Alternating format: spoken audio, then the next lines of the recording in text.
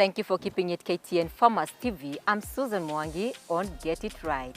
Today on the show we have Brian Omoke, who is an organic expert. He's well known as the organic guy. Brian, welcome to the show. Thank you very much for having me. Yes, now before we get to our subject of today, maybe we can start by knowing who Brian is and what is your background? I prefer to go by the name of the organic guy because I think it's a name that represents who I am and what I'm all about. So a little bit of my background: when I was young, I was raised by my grandparents and they were farmers. So I never saw them using any chemical fertilizers or pesticides. So they were doing farming as the way it should, in what I believe in. I went to high school, did agriculture. Went to university, also did agriculture, Bachelor of Science in agriculture. Managed to come up with first class, which I'm very proud of. Yeah, so through that process of doing agriculture in university, I gained an interest in organic farming. That's because we had a unit in organic farming and we were taken to organic farms to see what they do there. So while I was there, I fell in love with it. So when I came back, I started to write about organic. So a lot of people started asking me, what is this organic you're talking about? Why should we care, about to go organic? I got a lot of questions about it.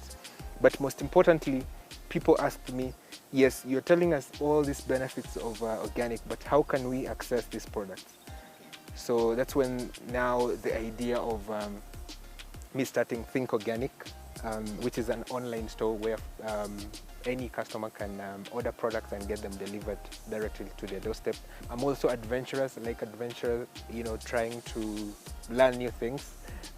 It's through that curiosity also that made me to start Organic Adventures. So basically we are trying to create conversations around the organic environment, from farmers to producers, all people along the value chain. So in a nutshell, that's what I'm all about. Okay, so let's talk about this organic farming. It's a word that is being mentioned across the nations. Yeah. We are living in times when there are so many lifestyle diseases, and so many of them are being directly linked to what it is that you and me are eating on a daily basis. Yeah. And so we've had practitioners really emphasize on everybody to go organic. So help us understand, what is organic farming? So basically, organic farming at its core is a farming system that tries to work with nature. So it tries to understand what nature is all about and trying to incorporate it in what it involves. So it's a farming system that at the core is based on ecology, that's knowing your environment and what works best, on health, talking about the health of the people, the plants, the environment and the animals, and then there's fairness. So that means what you'll get as the end consumer must be fair also to the farmer. Most importantly, it's a farming system that avoids the use of synthetic chemicals, pesticides and fertilizers, and most importantly, avoid the use of GMOs.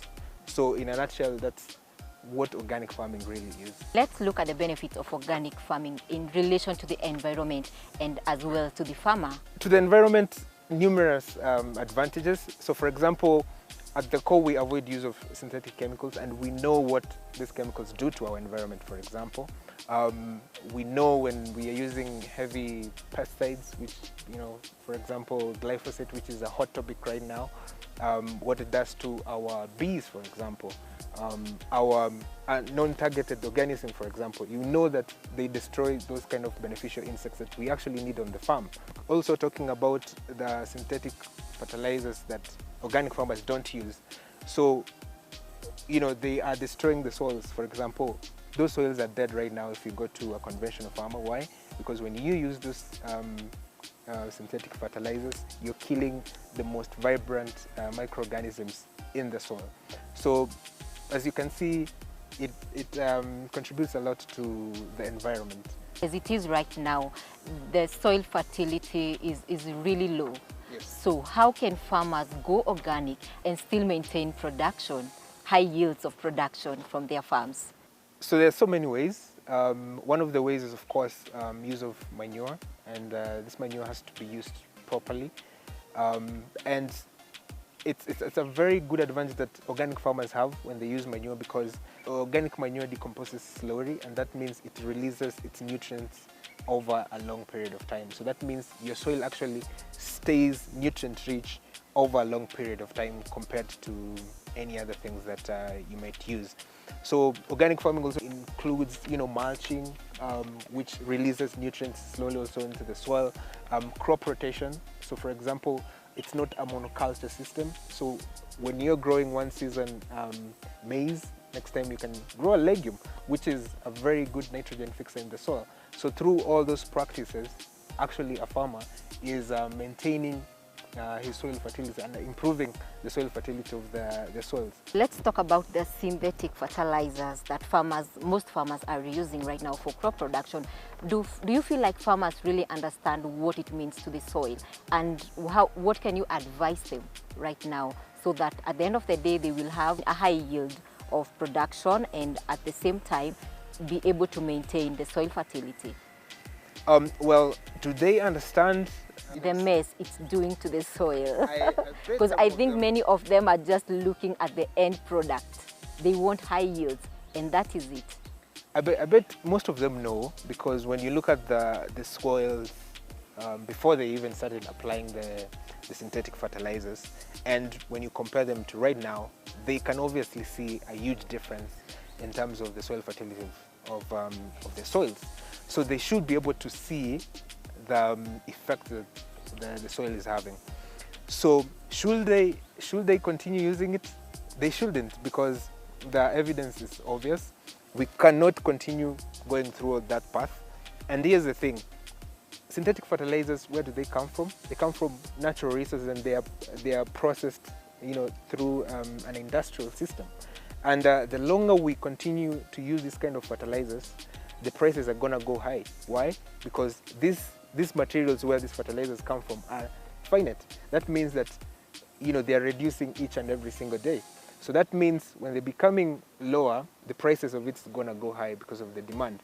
So it's not a sustainable system that we are going to use to maintain our soils. Brian, is organic farming sustainable?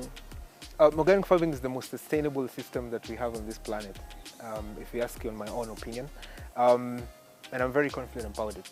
So when you look at organic farming at its core, it involves using the readily available materials that you have, and most importantly, it sustains the use of it in your soils and in your farming system. So what am I talking about? For example, if you want to enrich your soils, what do you have to do? Look at the local available materials that you have. I'm talking about the plants, for example, that you can decompose. Thytonia, for example, is a very good plant that is rich in nitrogen. Those are the kind of things that you can easily find on your farm. I'm talking about the livestock that you keep. The manure, you can easily use it to improve your farming system. And the good thing about organic farming is actually technology rich. Is a science. Nowadays we have a lot of approved biofertilizers you can use, a lot of biopesticides that you can use in your farm. So that way you don't have to cause a lot of harm to your soils and also to your ecosystem, and be able to produce your produce sustainably, and most importantly have more produce.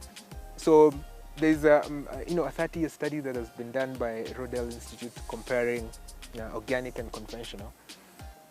Organic actually produces more over a longer period of time than conventional. All right, so Brian, there is something very important that you have mentioned, and this is composting. Yeah. So are there processes that should be followed through while composting that farmers need to know about?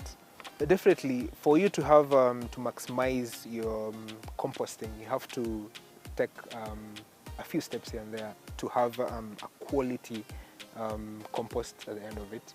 So you have to strike a good balance of the kind of nutrients that you want. For example, incorporating Thytonia, which is a good plant that is very rich in nitrogen. We have you can use maize stalks, also